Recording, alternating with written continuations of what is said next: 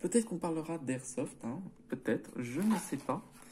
Je pense que oui, on va en parler de ça. Alors du coup, les amis, vu qu'il a été sympa pour cela, il m'a offert carrément cette créature enchantement légendaire du jeu, qui est très intéressant. Artéros, voile d'un linceuil. Il est indestructible. Si, en fonction de la dévotion au blanc et au noir, inférieur à 7, ce n'est pas une créature. Ce dieu est surpuissant. Il est très puissant. Franchement, avec voilà ce petit symbole de feu, de montagne, de rouge. Donc du coup, les voilà, du coup. Donc du coup, c'est parti. Alors, comme vous pouvez le voir, il y a peu de cartes parce que c'est des cartes promo, voilà. Des petites cartes promo, hein. On peut pas avoir mieux. Voilà.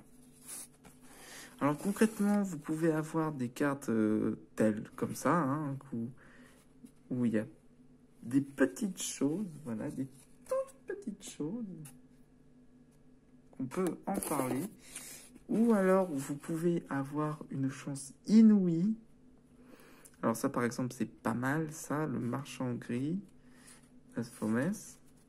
Donc du coup, il y a certaines cartes que vous... Alors, par rapport aux cartes promo, c'est des cartes très très rares que vous pouvez obtenir. Alors, si vous voulez savoir, c'est... Au déroul, l'avant Hugin, l'ineffable. C'est une planète sous le cœur. C'est Huguin. C'est Huguin. Oh là là là là. Oh là là là. Oh mon dieu, oh mon dieu, oh mon dieu. Alors, dans l'histoire, normalement, Huguin, c'est le frère de Nicol Bolas. Voilà, c'est le frère de Nicol Bolas, on est obligé de le dire. Et c'est quelqu'un de très important. Voilà. Je vous conseille vraiment de lire le livre La guerre des planètes sous le cœur, qui est franchement un livre passionnant, que j'ai adoré, que j'ai aimé. Oui, j'ai aimé ce livre. Je ne suis pas quelqu'un qui reste que sur mes jeux. Je suis quelqu'un de très cultivé, voilà. J'aime beaucoup lire. Oh là là, encore un dieu. Dieu éphémère. C'est très puissant. Et franchement, ça tient du miracle. Alors, il y a des choses à savoir aussi par rapport aux cartes Magic. Les cartes Magic, vous pouvez les revendre. Je vais enlever les trucs parce que ça commence à m'énerver. Ça m'énerve. C'est des boosters promo. Voilà, on va dire plutôt des boosters promo. Alors, sachez que les cartes Magic, ils peuvent se revendre très cher. Beaucoup. Ça se revend très cher une carte Magic. Alors, qu'est-ce qu'il fait par rapport à la carte Magic? Par exemple, c'est par rapport à sa rareté, c'est par rapport aussi à ses effets, c'est par rapport aussi à tout ce qu'il fait. Voilà, tout ce qu'il y a dedans. Ok, ça aussi, on va regarder. C'est par rapport à tout ce qu'il y a. Oh là là, encore une créature. Un dieu. Tout ce qui est important, et c'est aussi la qualité de la carte. En gros, elle ne doit pas être trop abîmée. Et sinon, elle perd de sa valeur. Voilà. Tout simplement, voilà pourquoi il y en a qui revendent des trucs à des prix incroyables et que ce n'est pas détruit. Voilà. Du coup, les amis, on va parler un peu de ces fameux decks. Le deck Ashiok et Esfet. Alors, ce qui est intéressant à savoir, c'est que d'un côté, nous avons que de la plaine, voilà. Et de l'autre côté, nous avons un haut marais. Et on va commencer par Ashiok, parce que tout simplement, j'aime pas mal ce personnage, Ashiok, voilà. Du coup, ça, voilà, c'est magnifique.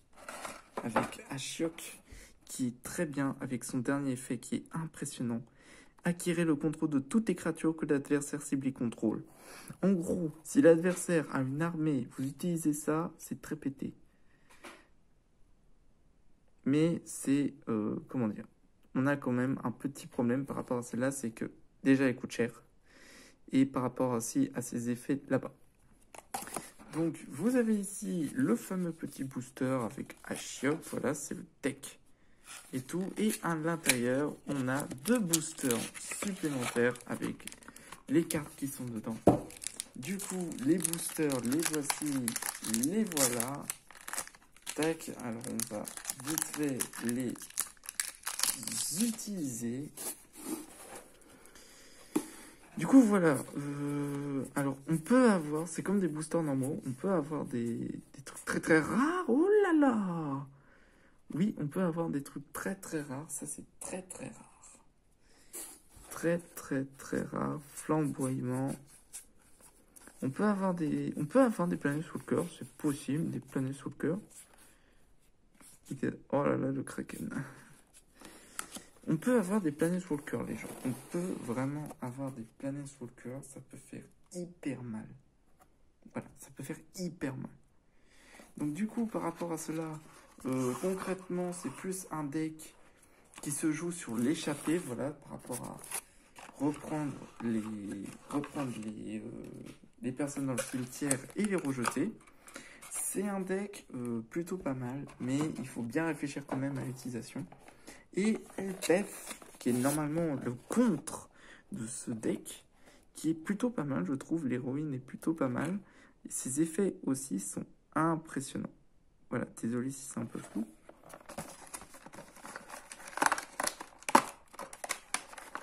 J'arrive pas à sortir le truc.